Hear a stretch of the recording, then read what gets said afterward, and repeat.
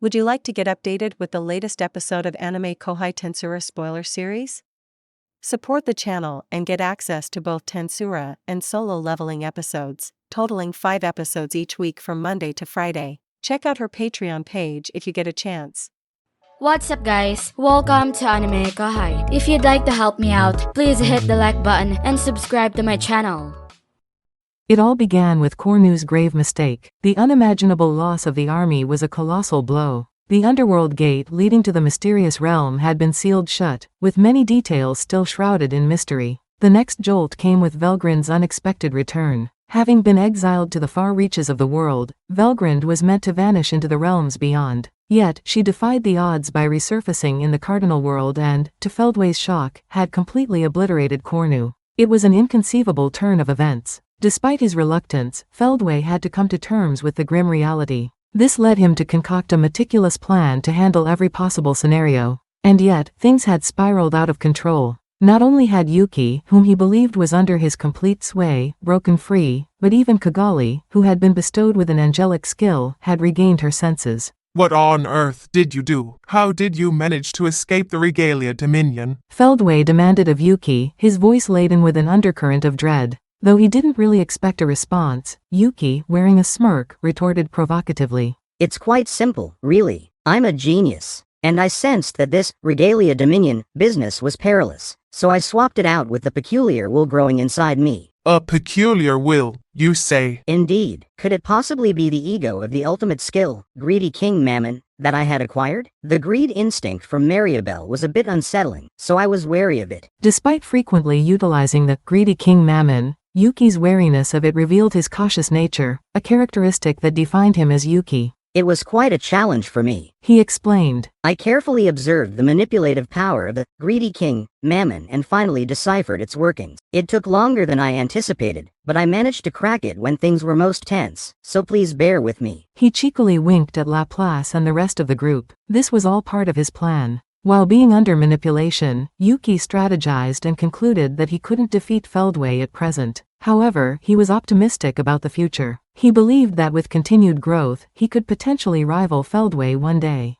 Yuki's rapid growth rate was noteworthy, though not as extraordinary as Rimaru's. Hence, he decided to stir things up now. His goal was to persuade Feldway and the others to retreat by creating the impression that he had the upper hand. At worst, he aimed to stall for time until Rimaru and the group arrived to support him. He was confident that by carrying on the conversation, he could achieve this. Although Feldway was perturbed by Yuki's demeanor, he remained composed. He assessed the sincerity of Yuki's words and found them to be truthful. You have managed to uncover Michael Soma's ability, haven't you? A mere human could never do that. This is dangerous. This man is a real threat. Feldway narrowed his eyes, designating Yuuki as an adversary. That's when he resolved to play his ace card. He preferred to keep it hidden until the last minute, but it seemed there was no other choice. Rather than risk Yuuki uncovering the traitor's plan, Feldway opted to confront him then and there. Feldway recognized Yuuki as a formidable opponent, not out of agitation, but due to his skill-steal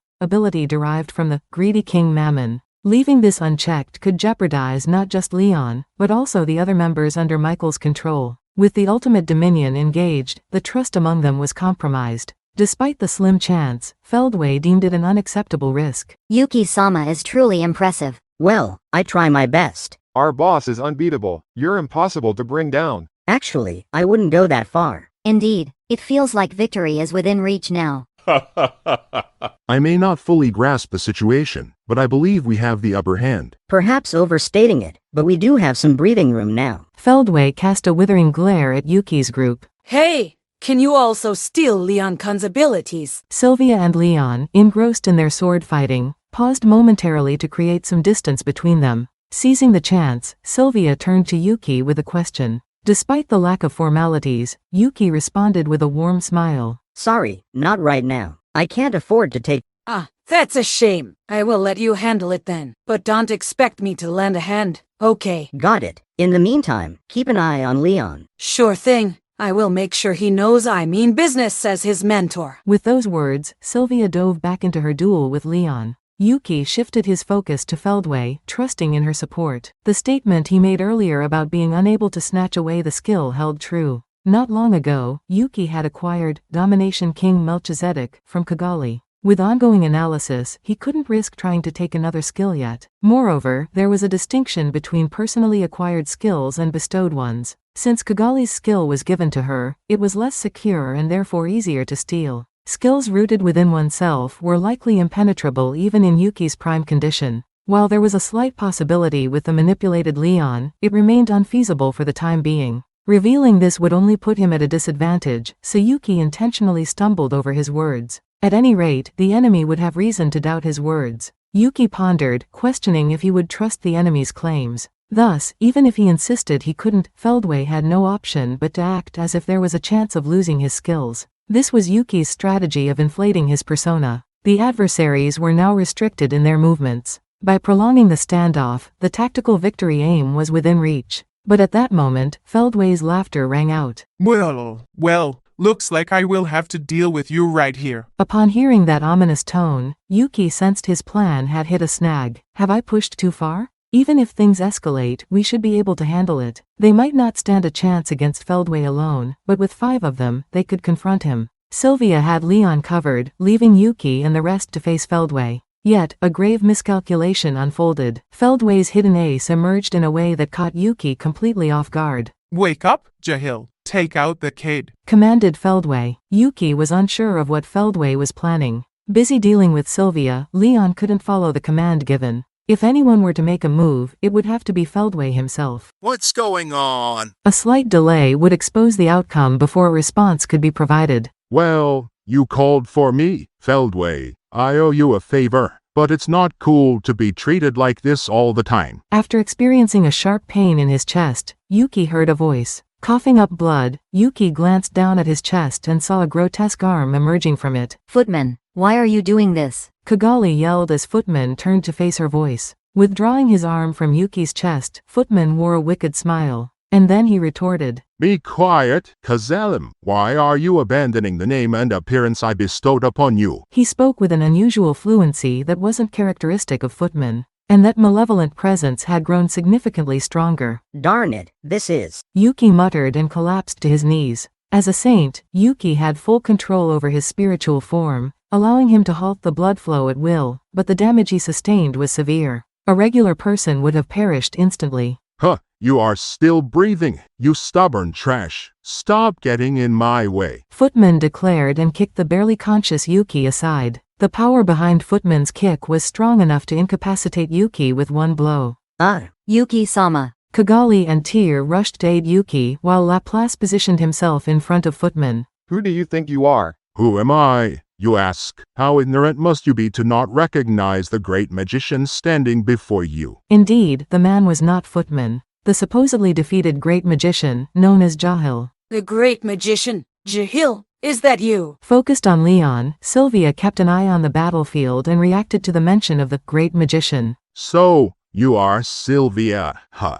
Yes, I am Jahil. Jahil's proclamation heightened the tensions in the area. Kigali turned pale, and Sylvia scowled in response. Kigali, Jahil's daughter, and Sylvia, ancient high elves created by their ancestor, had a long history together. Despite their mutual dislike and previous separation, they respected each other's skills and remained cautious of one another. Aware of the danger posed by Jahil's resurrection, they both knew it would be a catastrophic event. This was Feldway's master plan. In the aftermath of Milam's chaos, Feldway sought out Jahil, now a disembodied soul wandering the land. Feldway safeguarded Jahil, preventing his extinction and allowing him to rest undisturbed for a prolonged period. By manipulating Demon Lord Clayman through Lieutenant Kondu, Feldway transferred Jahil's soul into Footman. He believed that Footman's vulnerability and lack of intellect made him susceptible to Jahil's influence. The scheme succeeded as Jahil gradually took control of Footman's body. Initially providing information to Feldway,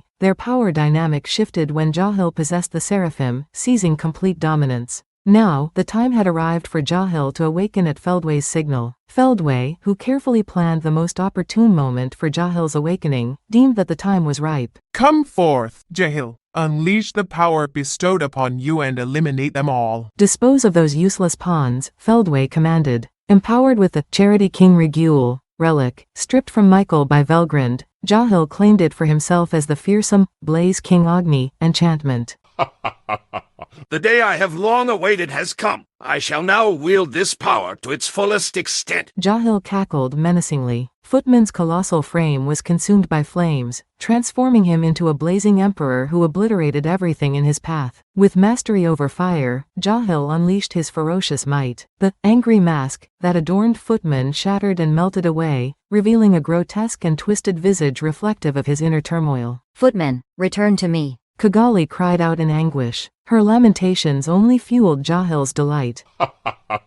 You are feeble. I would relish beating you senseless, but regrettably, I must obey Feldway's command to exterminate. Pardon me, you simpleton. With those words, Jahil launched a fiery projectile at Kigali. Though not as potent as Velgrin's flames, Jahil's fire was still formidable, capable of incinerating any substance it touched within moments. Curse you, do not disregard me. Laplace attempted to block the fiery projectile with a magical bullet, but it proved to be too strong. The fireball engulfed the bullet without any effect. Then, the fireball expanded and engulfed Kigali, Tyr, and Yuuki. After the flames died down, a solitary figure remained upright. Seems like it's not working, said Yuuki. Despite his dire state, he rose to his feet and shielded himself with his anti-skill. Well, my flames can't break through. Interesting. It's not about strength. It's about being tricky. Let's face it, it's really annoying. Jahil's eyes gleamed with a researcher's curiosity. His grin suggested he was delighted, almost like a child with a new toy. Boss, are you alright? Not at all. I'd love to just crawl into bed right now, but the issue is that the enemy isn't letting me off that easy. So, what's your plan? The key thing is,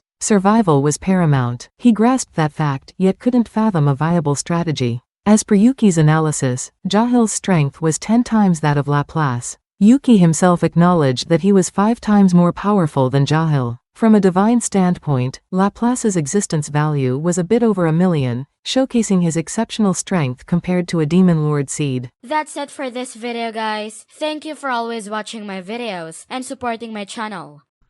Shout out to the new members of AnimeKouhai supporters. I Like Anime, Mark Charlie Elves, Hansel Ortega, Karam Faraj, Yellow Wally, Efrain Hernandez, Luca Gaming WTF, William Locke, Jordan Mersha, Wagging Tails. Thank you so much for helping out. I'll see you guys in the next video.